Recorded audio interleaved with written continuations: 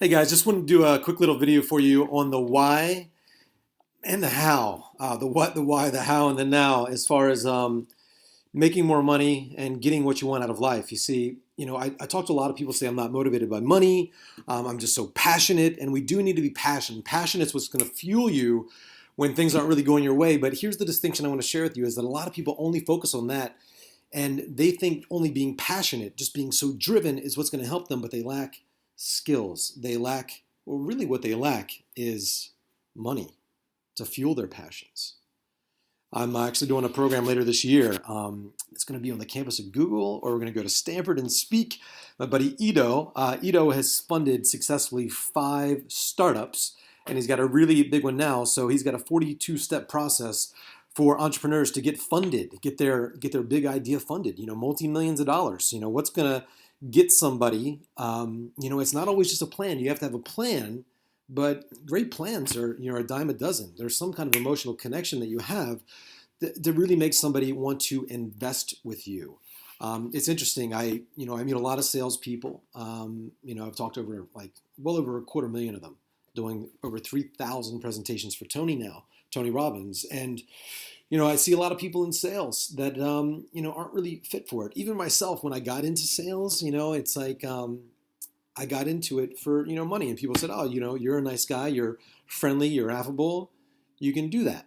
And before that, I had waited tables some, and it's interesting. I meet a lot of folks from the same background, and that's what they did. They waited tables for a while, and some manager, some leader, some owner of the real estate company or the business said, "Wow, this guy's so friendly and attractive and nice or poised or disciplined," or some aspect of their personality was really pleasing. So they said, "You know what? You've been great in sales."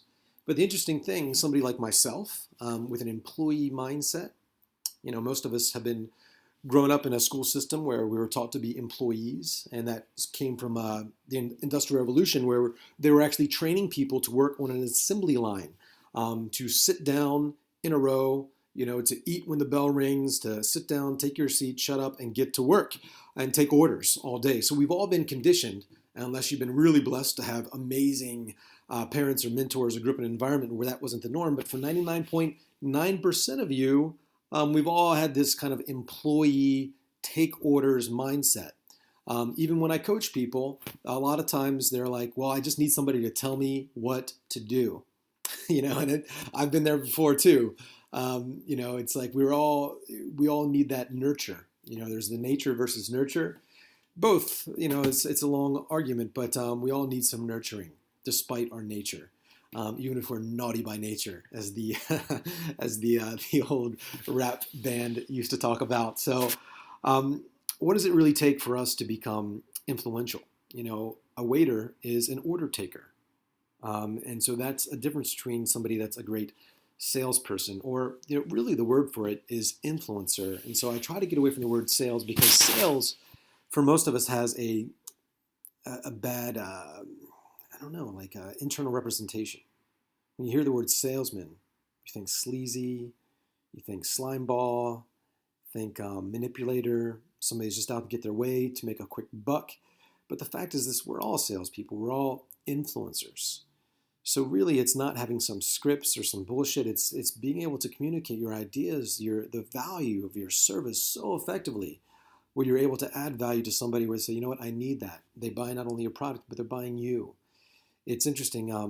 Back in 2008, there's actually a book on this called The Challenger Sale. So in 2008, unless you've been living under a rock, you know that there was a recession where people weren't doing so well financially, and people really, companies especially, tightened their budgets. And it's important to know this because all the great financial gurus say that within the next year, they don't know when it's going to happen, but most likely this year, we're going to, probably towards the end of this year, but they really don't know, but we're going to have some kind of recession again. And the people that lack these skills that I teach are not going to be where they want to be. So these influencers out there, taking orders, taking action, even people with sales skills, they really, when that recession hit, they really started to feel the pinch. And they noticed that a lot of companies were closing, sales went down, except for a certain segment of people. This book, The Challenger Sale, goes into the psychology a little bit. They did a really good job with studies about this, but there's people that are order takers and people pleasers. We need to please people, and we need to give people what they want, but we also need to give them what they need. I've had the great benefit of having coaches and mentors give me some tough love. Wasn't what I wanted, but it's what I needed. I invested a lot of money in programs. I didn't want to spend money, but it's really what I needed. And I found people that had more expertise than me. And I said, you know what, I need that. Otherwise, I'm going to experience a lot of pain. If I get these skills and really spend time with these mentors, I could experience a lot of pleasure. So I didn't want to invest the money, but I did. And your clients out there, they don't want to invest money with you. They don't want to buy your products, but they have certain needs that they want to meet. And if you're familiar with Tony's work, there's 6 needs they're going after, whether they're conscious or not. And then there's 80% of people are going after the same 2 needs. That's their driving force. So we have 6 human needs, and the top 2 are our driving force, but that's for a different video. Remind me.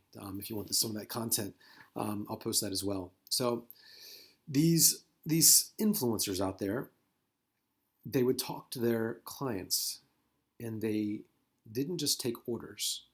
They didn't look at their process. They didn't offer suggestions. They had so much certainty, they were able to challenge their thinking, challenge their process. And so when you challenge people, instead of just please people, and if you can do it with enough rapport, and you know what the heck you're talking about, if you can challenge their thinking, they'll see you as an expert. So, or you just might even say something like this. You could say, there's certain things you could say that will bring up a challenge in their mind, where you're allowed to specifically challenge their process of thinking, that will help them see you as an expert, and it will build value into the communication. So you become a challenger, not a people pleaser, but you challenge people's thinking. So this is what can really separate you if you're a coach, if you're a business owner, if you're a real estate agent. I've coached thousands of these people, even in our own organization. I coach people to take their business and their lives to the next level by influencing themselves one-to-one, communicating with people more effectively, influencing groups of people, and having that legendary influence that we should all be aspiring to be and do and have and give. So hope this has served you.